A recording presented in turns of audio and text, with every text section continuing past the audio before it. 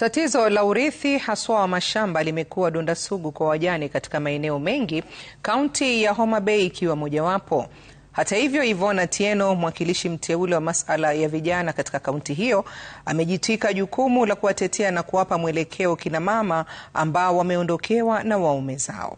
Mbali na kuwakilisha mahakamani na baadhi yao kupata haki zao, pia ameendeleza miradi ya kuwapa makao wajane wanaoishi katika mazingira duni. Hebu tusikilize simulizi yake kwa kina katika makala yetu ya Mwanamke Bomba yanayofuata sasa.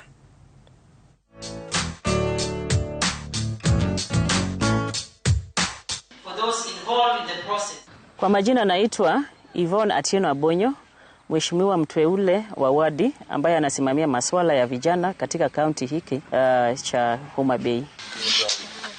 Nilianza miradi ya kuwasaidia wajane katika hili eneo letu na pia maeneo zingine katika hii kaunti, kuwasaidia kwa mambo ya kuwajengea manyumba na pia kuwasaidia katika masako zao ya kufanya biashara zao. Mahali ambapo niko siku ya leo ni nyumba ambayo nilifanya ya 9. Nilianza kuwajengea wanawake hawa manyumba mwaka 2022 na nikaanza kuwajengea nyumba katika hilo mwaka. Kwanza nilijenga majumba kama 3 hivi. Lakini hili nyumba ambayo nimesimama hapa ni la 9. Kwa jumla kutoka hiyo mwaka 2022 nimeweza kufanya manyumba 17. Niliamua kufanya kazi kama hii kwa sababu nilizaliwa na mama ambaye ameishi maisha yake katika hali ya kuwa yatima kwa miaka mingi, na wazazi wake walimzaa mtoto mmoja na alikuwa msichana peke yake.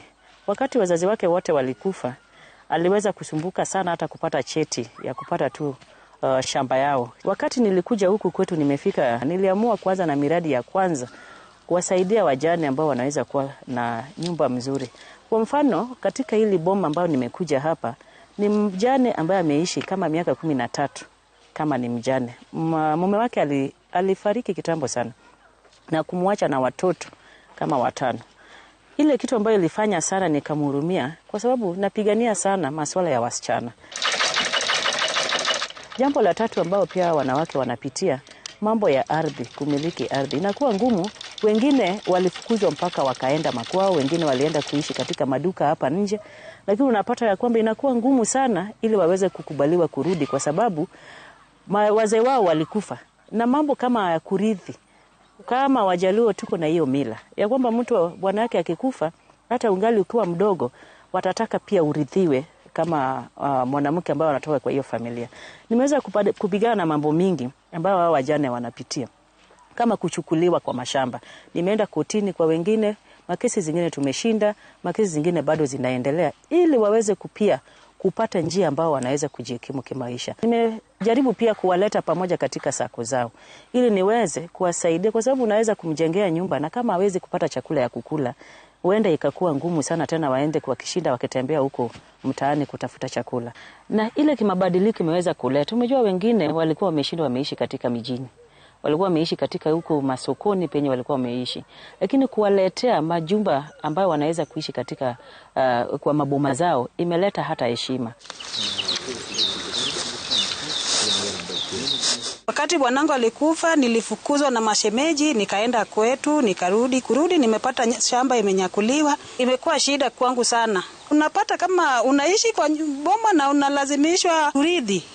Sasa kama mimi sitaki kitu kama hiyo, lakini nalazimishwa niishi tu na shemeji yangu. Niliongea na yeye, nikamwelezea shida napitia, akakubali, akaniambia atanijengea nyumba. Nilishukuru, akakuja akanijengea nyumba. Nilishukuru sana. Sasa nimepata nyumba naweza lalia na watoto wangu. Naishi vizuri, naona kama maisha yangu imebadilika kidogo. Changamoto kubwa ambayo pia nimeweza kupata, wamekuja wakakuwa wengi sana. Kwa sababu unapata kama wanaenda kama 3,000 na wageni wanataka tu kwa manyumba wenye wanataka kwa mwezi peke yake unaweza pata kama 17 wanataka wajengewe. Na wale ni wale ambao wamekuja kwa ofisi kuulizia kama wanaweza pata kusaidizi.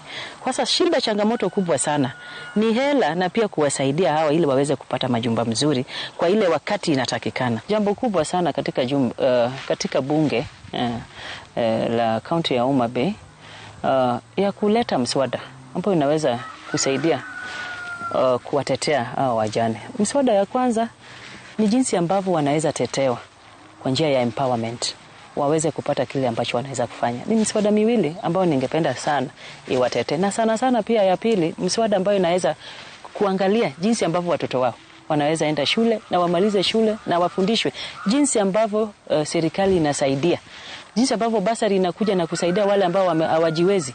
Ningependa kama kuna kipengele inaweza saidia specifically hili shirika la watoto ambao ni mayatima na wana wazazi.